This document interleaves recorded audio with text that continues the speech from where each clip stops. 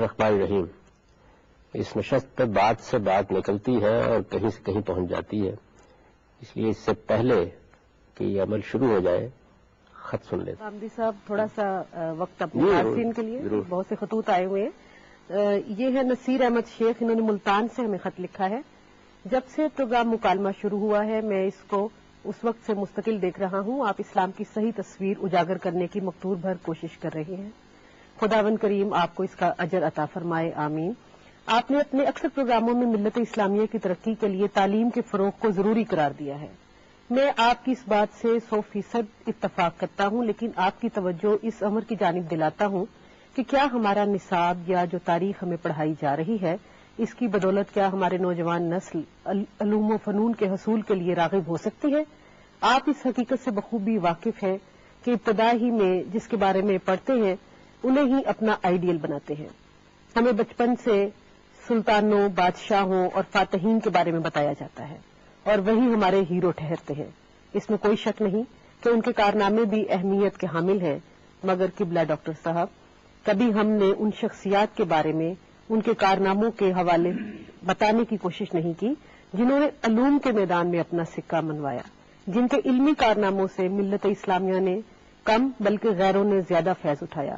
کیا ہماری نئی نسل جابر بن حیان کے بارے میں نہیں جانتی کہ وہ کتنا بڑا کیمیا دان تھا؟ کیا ہماری نسل کو ابن خلدون کی تاریخ دانی کا علم نہیں؟ کیا ابو علی سینا رازی کو ہم جانتے ہیں؟ عمر خیام کو شاعری کی حد تک محدود کیا ہوا ہے، وہ کتنا بڑا ماہر فلکیات تھا، ہمیں اس بارے میں علم ہے.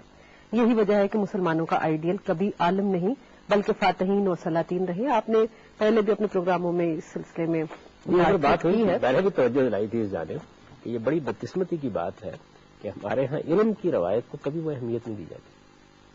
تو اس کا نتیجہ نکلتا ہے جس طرح اس وقت آپ کے میڈیا کا اگر آپ جائزہ لیں، ہم بھی اس وقت اسی طرح کی ایک مجلس میں بیٹھے ہوئے ہیں، تو معلوم یہ ہوتا ہے کہ قوم کے اندر جو اعلیٰ ترین شخصیات ہیں جن کے لیے جینا اور مرنا چاہیے، ہر بچے کو جنہیں اپنا آئیڈیل بنانا چاہیے، وہ دو شخصیات ہیں، یا وہ اداکار و گلوکار ہیں اور یا وہ کھلاڑی. یعنی ان کے معاشرے میں مقام سے انکار نہیں ہے. دیکھیے انسان کے اندر تفریح کا ایک جذبہ موجود ہے اور مذہب اس کی مذمت نہیں کرتا. کوئی آدمی اگر غنا کی صلاحیت رکھتا ہے یا کوئی آدمی اگر تمثیل میں کوئی غیر معمولی کردار ادا کر سکتا ہے تو یہ سب چیزیں سوسائٹی کی ضرورت ہے. میں ان میں سے کسی کی نفی نہیں کرتا. اسلام کا مزاج بھی یہ ہے کہ وہ اخلاقی حدود کے اندر ان میں سے ہر چیز کو جائز قرار دیتا ہے. لیکن کیا فی الواقع پوری سوسائٹی کا آئیڈیل یہی بن جانا چاہیے؟ یعنی ہر چیز کو اس کی جگہ پر رہنا چاہیے. کیا ہم نے علم کو اس طریقے سے آئیڈیل بنایا ہے، ادب کو اس طریقے سے آئیڈیل بنایا ہے؟ کسی علمی اور ادبی معاملے پر گفتگو کرنا ہمارے ہاں ناممکن ہے، اس لیے کہ لوگوں کو اس سے واقفیت نہیں ہوتی. فارسی ختم ہو گئی، عربی ختم ہو گئی، ہماری اردو کا پس منظر بالکل ختم ہو کر رہ گیا. اب ہمارے لیے مجھے تو کبھی کبھی خیال ہوتا ہے کچھ عرصے کے بعد اقبال بھی اجنبی ہو جائیں گے. میر و غالب کا تو خیر کیا ہی کہنا ہے.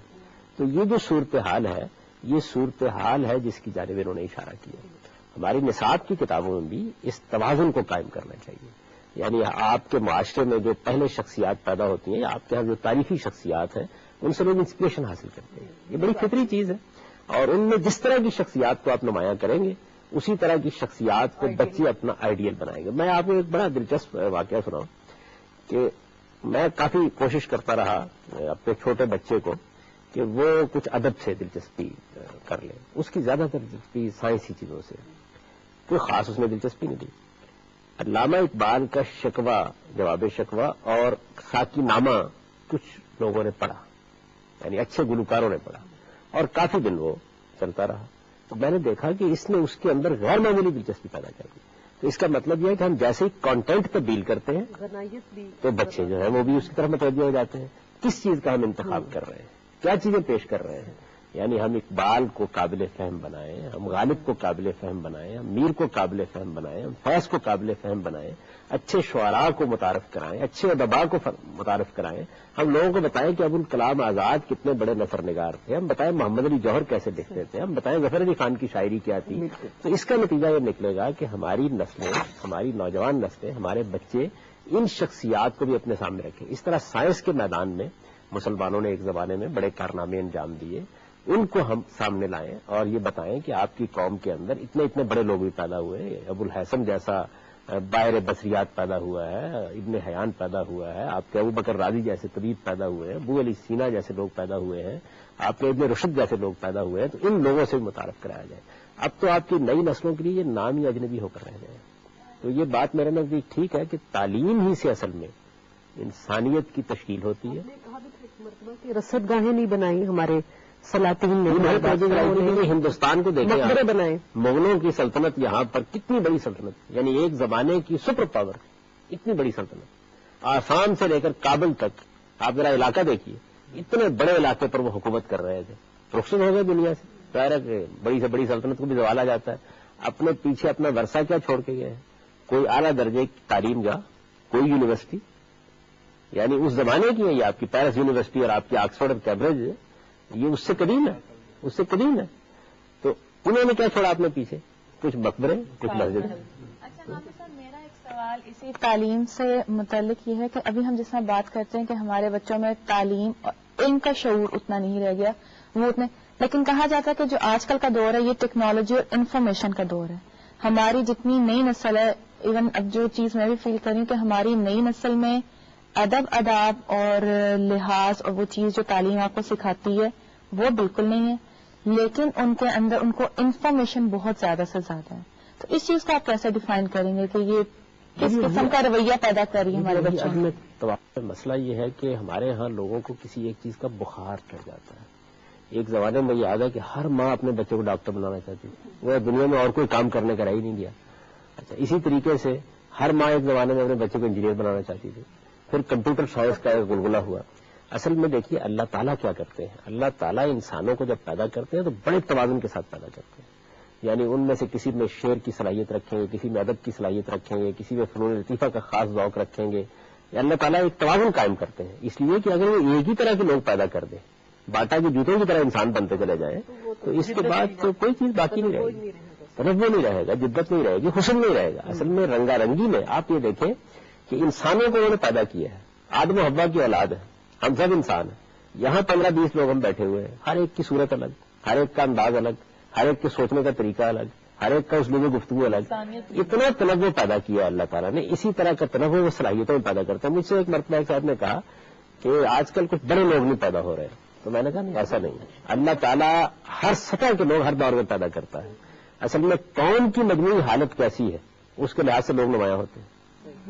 یعنی اگر قوم کی مجموعی حالت اعلیٰ درجے کی ہوگی تو اعلیٰ درجے کے لوگ نمایاں ہو جائیں گے، اور اگر قوم کی مجموعی حالت ایسی ہوگی کہ اس وقت کی صورتحال یہ ہے کہ لوگ ہم لوگوں کو مشورہ دیتے ہیں کہ دیکھیے جی آپ لوگوں کی تو اردو سمجھ میں نہیں آتی.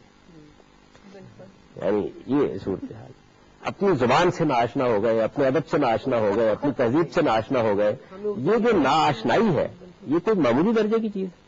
میں آپ سے عرض کروں کہ ایک مرتبہ میں چنوٹ کے دور دراز ایک گاؤں میں گیا، اور وہاں پر میرے میزبان ایک دیہاتی تھے، بہت دور دراز کا ایک گاؤں. تو رات کے وقت گرمیوں کا موسم تھا، تو انہوں نے چھت پر چارپائیاں بچھا دی جیسے عام طور پر دیہات میں طریقہ ہوتا ہے. تو وہاں بیٹھ گئے اور کچھ لوگ گپ شپ کرنے کے لیے جمع ہوئے وہاں پر. تھوڑی دیر میں ایک صاحب نے کہا جی کہ آپ اگر پسند کریں تو میں اپنے کچھ اشعار سناؤں. آپ حیران ہوں گے کہ ایک چھوٹے سے گاؤں میں کوئی 8-10 لوگ تھے جنہوں نے فارسی کے قصائد سنائے. یعنی ہمارے ہاں یہ ٹریڈیشن تھی، لاہور میں نہیں ہے. لوگ علمی لحاظ سے اس طرح کے پس منظر سے تعلق رکھتے تھے. اب ذرا تلاش کر کے دیکھیے، کیونکہ وہ پرانی مکتب کی تعلیم کا ایک انداز. یعنی میری اپنی تعلیم جو ہے وہ جدید ترین درسگاہوں میں ہوئی، لیکن اس کے ساتھ میں نے مکتب کی جو تعلیم پائی تو وہ کریمہ سے شروع ہوئی، سعدی کی کتابوں سے شروع ہوئی. کریمہ و بخشائی برحال ماں کے ہستم مسیر کمند ہوا. میں ہمیشہ لوگوں کو توجہ دلاتا ہوں کہ وہ 16-17 صفحے کی کتاب ہے سعدی کی، اس سے تعلیم کی ابتدا ہوتی تھی. پوری کتاب کا موضوع کیا ہے؟ پوری کتاب ایک دعا سے شروع ہوتی ہے، اور اس دعا میں آدمی کا خدا کے ساتھ ایک تعلق پیدا ہوتا ہے. پھر اس کے بعد وہ اس بات پر افسوس کا اظہار کرتے ہیں سعدی کہ 40 سال عمر عزیزت گزشت، مزاج تو از حال طفلی نہ گشت. کیا سعدی تم 40 سال کے ہو گئے ہو لیکن ابھی تک 55 نہیں گیا تمہارے اندر سے. تو دیکھیے کیسے متنبع کرتے ہیں. اس کے بعد اخلاقی عنوانات شروع ہو جاتے ہیں. تو آدمی کا پورا مزاج اور اس کی طبیعت ایک نئی تہذیب میں ڈھل جاتی تھی. اس چیزوں کو ہم نے اپنی تعلیم سے نکال دیا، اور نتیجہ یہ نکلا کہ اب مرنے مارنے کے سوا ہمارا کوئی آئیڈیل نہیں رہا. اور اگر اس آئیڈیل سے ذرا نیچے اترتے ہیں تو پھر میں نے جیسے کہ عرض کیا، ہمارے پاس پھر غنا ہے، پھر گلوکار ہے، پھر اداکار ہے، پھر کھلاڑی ہے. میرا خیال یہ ہے کہ اسی پر ہم اپنی اس نشست کو ختم کرتے ہیں. وآخر دعوانا الحمدللہ رب العالمین.